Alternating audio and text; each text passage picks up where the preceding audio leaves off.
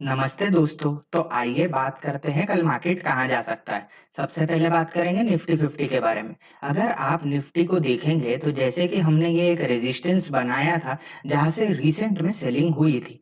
अब जब मार्केट एक तरफा एक डायरेक्शन में चल जाता है तो उसे पॉज लेना पड़ता है ताकि फिर से वो नए बायर्स को गैदर कर सके और उसी वक्त जो पुराने लोग फंसे हुए हैं वो अपनी पोजीशन उस रेजिस्टेंस के अकॉर्डिंग खाली भी करते जाते हैं। तो जैसे अगर आप देखेंगे तो जिस तरह का मूव आया है उसके कंपैरिजन में अभी तक कुछ हुआ ही नहीं है। ये एक ही कैंडल के अंदर दो बेरिश कैंडलें बनी है, आप ऐसा कंसीडर कर सकते हैं। और ऑब्वियस सी बात थी, जैसे मैंने आपको प्रीवियस वीडियो में भी बताया था कि सिंस 6-7 दिन से लगातार बुलिशनेस दिख चुकी है, तो अब एक छोटा सा करेक्शन या पुलबैक आना बहुत जरूरी है ताकि मार्केट हेल्दी रह सके और ऊपर के तरफ आगे वाले दिनों में रैली दे सके। अब बात करें निफ्टी 500 के बारे में, तो निफ्टी 500 के साथ भी सेम ही चीज हो रही है। बेसिकली एक पुलबैक नीचे की तरफ आते जा रहा है। लेट्स सी ये कितना बड़ा होता है। बहुत ज्यादा तेजी से सेलिंग नहीं होनी चाहिए, बिकॉज देन मार्केट को फिर से टाइम लगेगा ताकि वो कंसोलिडेट करे और फ्यूचर में आगे बढ़े।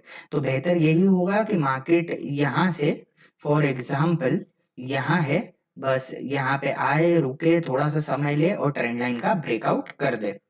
अब बात करें अगर स्मॉल कैप इंडेक्स की, तो देखिए स्मॉल कैप में क्या होते जा रहा है। सिंस ब्रॉडर सारे मार्केट करेक्ट हो रहे हैं, इसलिए स्मॉल कैप भी निफ्टी और निफ्टी 500 के साथ ही चलेगा।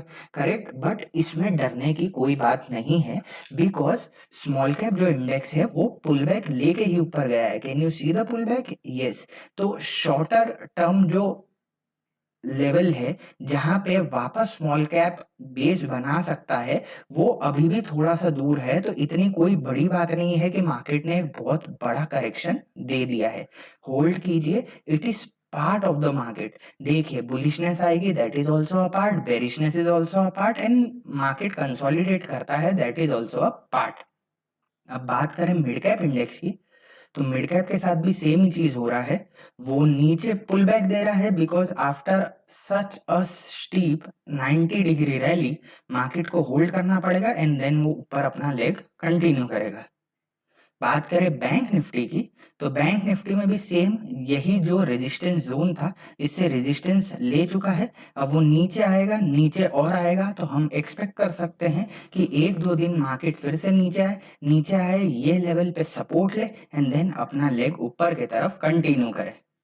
बात करें आईटी सेक्टर की, तो देखिए जब स्ट्रॉन्ग सेक्टर गिर रहे हैं तो जो वीक सेक्टर है उनकी हालत तो खराब ही होने वाली है। और वही आपको आईटी सेक्टर में दिखता है कि भले उसने ये जो सपोर्ट ब्रेक हुआ था, जो रेजिस्टेंस बन चुका था, इसको ब्रेक कर दिया, अब यहाँ पे होल्ड करेगा। अब गॉड नोज ये ऊपर कब जाएगा, बिकॉज इतना बड़ा करेक्शन, इतने ज्यादा सेलिंग ऑफ आने के बाद मार्केट वी शेप रिकवरी तो करने से रहा।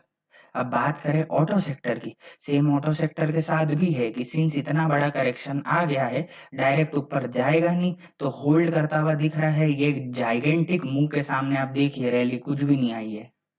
बात करें फाइनेंशियल सर्विस सेक्टर की, तो देखिए जहां पे ऑटो सेक्टर और ये आईटी सेक्टर देखिए कहीं रैली नहीं आई है, वही फाइनेंशियल सर्विस सेक्टर देखेंगे तो देखिए ऑल टाइम हाई पे पहुंच गया है। तो दिस इज द डिफरेंस दोस्तों। जब आपको ये समझता है कि किस इंडेक्सेस में, किस पर्टिकुलर स्टॉक्स में बाइंग आ रही है, उसके अकॉर्डिंग करेंगे तो आपकी प्रोबेबिलिटी इंक्रीज होती है। अब यहाँ पे भी फाइनेंशियल सर्विस सेक्टर पे देखेंगे तो ऑब्वियस सी बात थी कि ऑल टाइम हाई पे रिजेक्शन लेना ही था। मार्केट ने रिजेक्शन लिया। लेट्स सी कि कल ये लेवल को भी होल्ड करता है कि नहीं। अगर नहीं करेगा तो थोड़ा सा बड़ा पुल बैक एक्सपेक्टेड है, देन मार्केट कंसोलिडेट करके ऊपर की तरफ जा सकता है। अब बात करें एफएमसीजी सेक्टर की, तो देखिए एफएमसीजी भी पूरी तरह से पिट चुका है, अपर जाने के चांसेस बहुत कम है। मेटल सेक्टर की बात करें तो मेटल कंसोलिडेट करके ब्रेकआउट दिया था। सिंस ब्रॉडली सारे इंडेक्सेस नीचे जा रहे हैं तो ये भी पुल बैक देगा, बाकी कोई टेंशन लेने की बात नहीं है।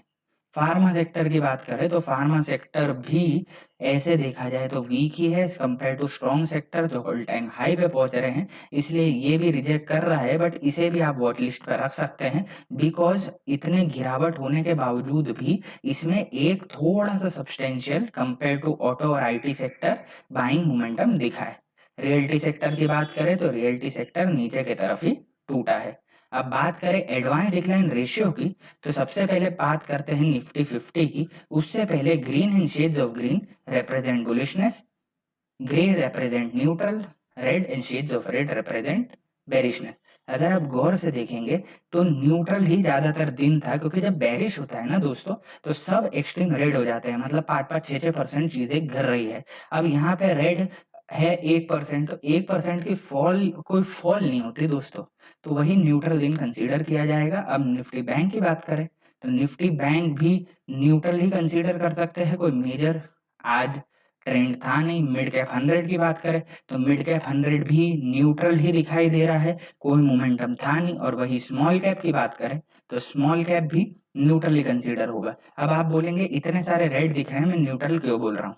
बिकॉज स्मॉल कैप और मिड कैप इंडेक्स ऐसे हैं जो ज्यादा वॉलेटाइल होते हैं, क्योंकि इसमें छोटे स्टॉक्स होते हैं, तो छोटे स्टॉक्स तेजी से 1-2% गिर सकते हैं। तो जब आपको स्मॉल कैप या मिड कैप को जज करना पड़े, तो आपको ये देखना पड़ेगा कि ये ज्यादा तो नहीं गिर रहे हैं। जैसे इनमें सब्सटेंशियल फॉल होता है 5% से ऊपर, 6%, 7%, तब पैनिकनेस की बात है। अगर 1-2-3% है, तो स्मॉल कैप और मिड कैप में आप आराम से उसे कंसोलिडेशन या एक न्यूट्रल पोजीशन कंसीडर कर सकते हैं।